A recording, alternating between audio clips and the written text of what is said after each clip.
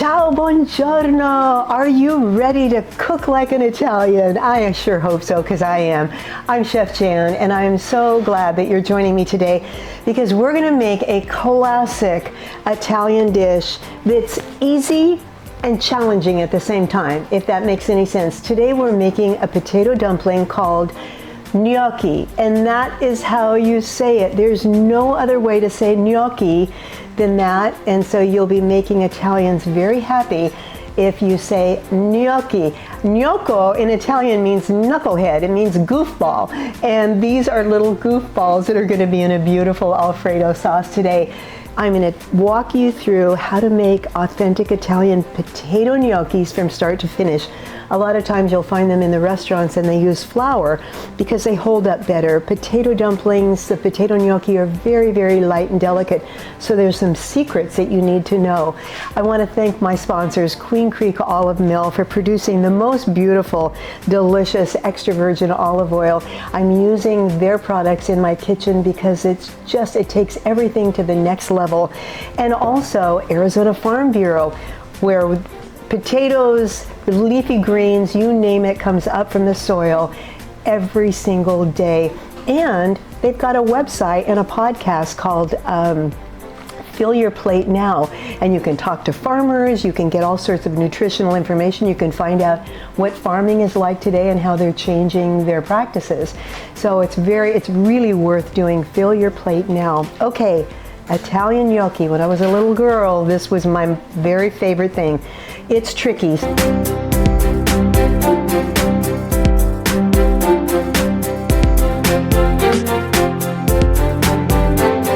So it starts with russet potatoes. The russet potatoes are going to work for gnocchi because they're loaded with starch. So you want a really starchy potato.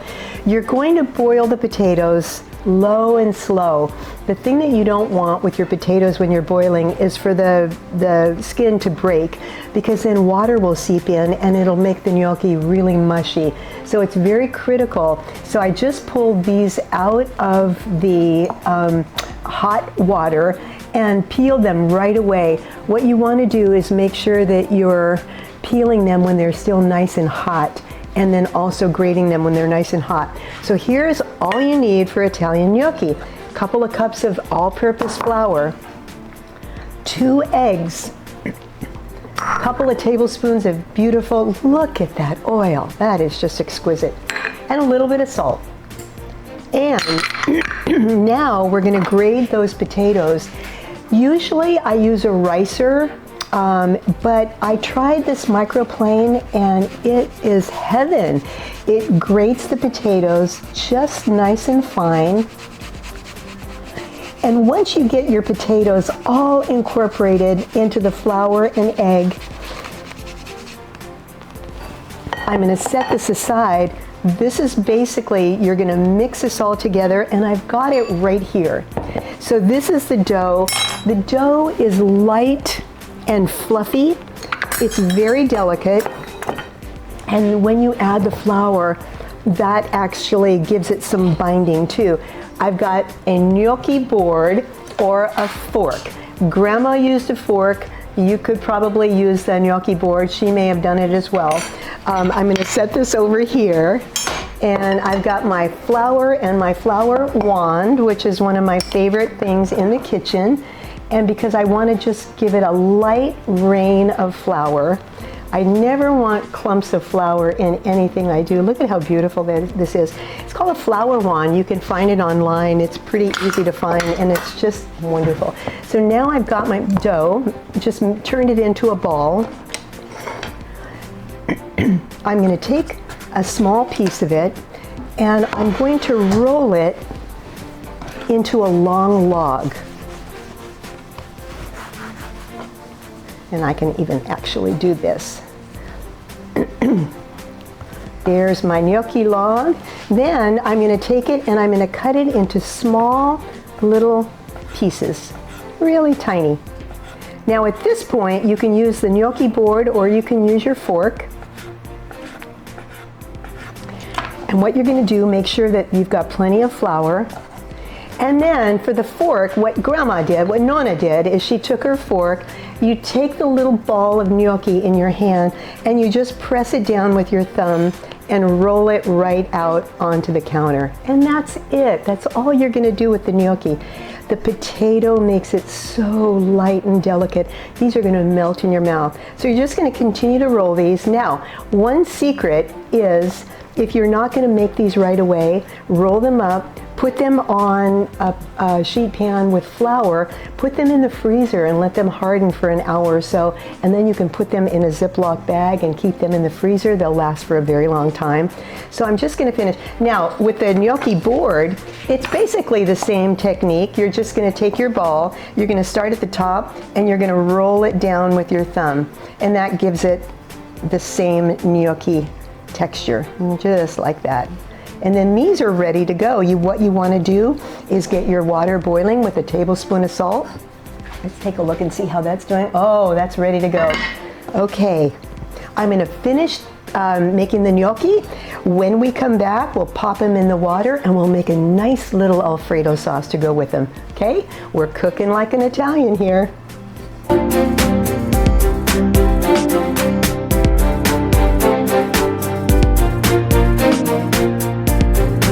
Welcome back to Cook Like an Italian.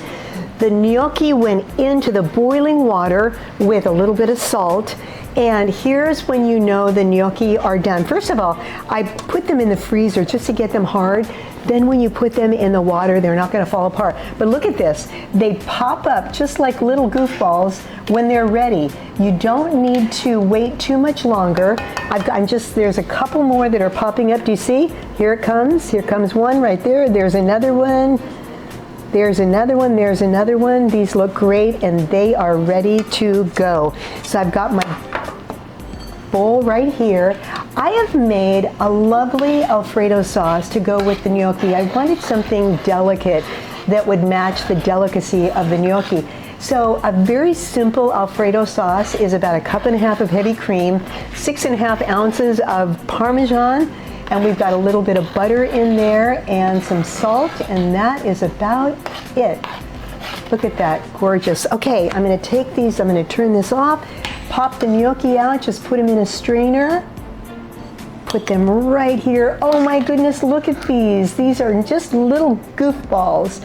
I'll tell you what, when I was a young girl, I begged Mama every day, please Mama, make a gnocchi, make a more gnocchi. Look at that.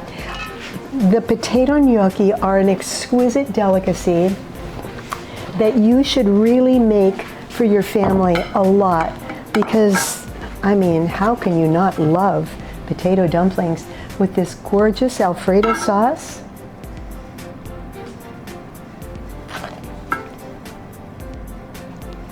Beautiful.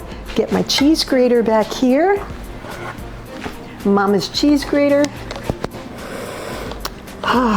Years and years of grated Parmigiano. We just put that right on top. And guess what? You have the most amazing Italian meal. Homemade potato gnocchi, so good. Its serving size, maybe 6 or 7, unless you want to feed somebody 20 or 30, that's fine too. But 6 or 7 per serving is just beautiful.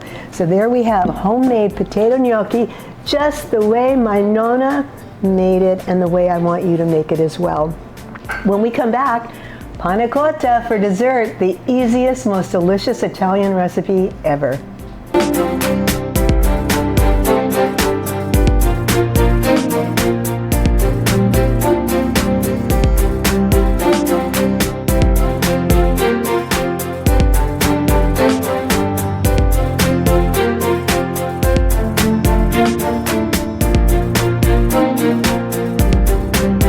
Welcome back to Cook Like an Italian. So we made gnocchi, Italian gnocchi in Alfredo sauce. It was just divine.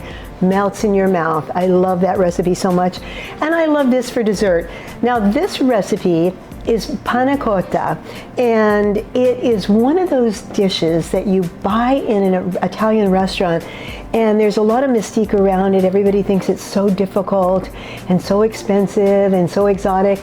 You know what? It is the easiest dessert. Again, it's a peasant dessert, panna cotta. So what I'm making it today with some macerated berries.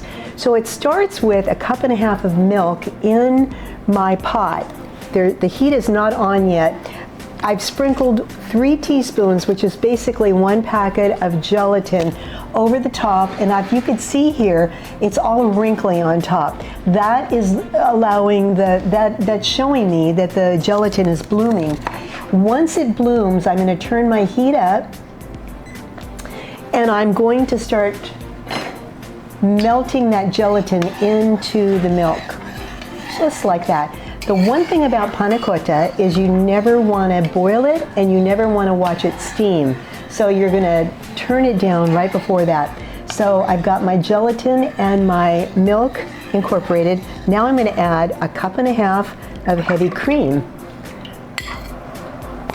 Very easy. And 1/3 of a cup of sugar. Stirring all the way, making sure that gelatin dissolves. I'm going to add some, this is vanilla bean paste, which is just wonderful, about a teaspoon. Watch how thick when it comes out. Oh my goodness, beautiful.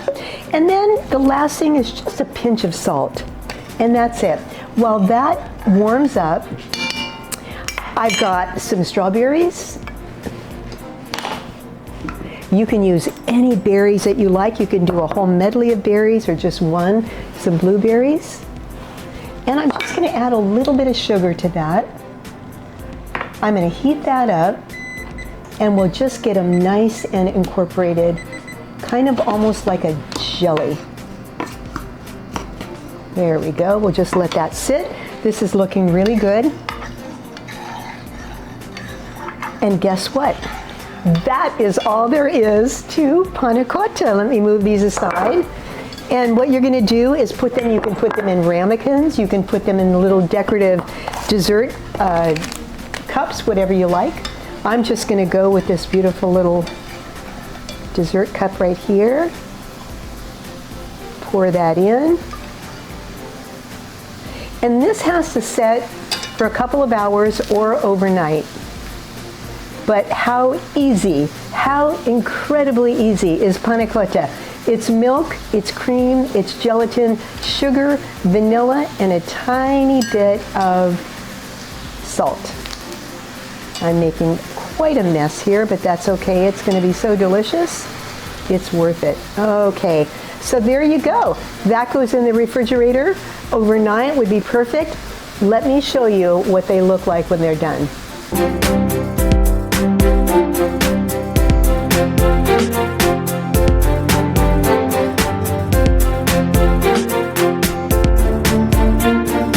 Okay, we're back, and the panna cotta has set up, and the way to tell is you can turn it upside down, but you still want it to jiggle a little bit.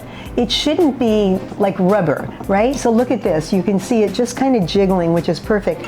I've got my berries that I have blended with a little bit of sugar. I have strawberries and blueberries here. I've cooled them down because this is a nice chilled panna cotta. I'm going to put those berries right on top, and when you dive into that creaminess of the heavy cream, or the cream and the milk and that sugar, and then these beautiful berries. Now, you could do any type of panna cotta. You could do chocolate panna cotta, but I love it, just the white panna cotta with the berries, and there you go. Wait until you try this. The only thing is you just have to remember that it needs to chill for a couple of hours or overnight. There you go, a simple panna cotta to go with your gnocchi. I want to thank you so much for letting me share my Italian heart with you today, and I want to thank the sponsors, Queen Creek Olive Mill, for producing the most amazing olive oil on their 10,000 acres with 12,000 trees, and also the Arizona Farm Bureau. Farm to table is where everybody is heading towards. You want to eat fresh, you want to eat healthful, just like an Italian, okay? So anyway, we will see you next time. Enjoy these dishes. You can find these recipes on my website at jandiatri.com. And for even more recipes, you can check out my cookbook, Mama and Me and You, and my second book, Rescued Recipes. Have a wonderful day, and we'll see you next time when we cook like an Italian.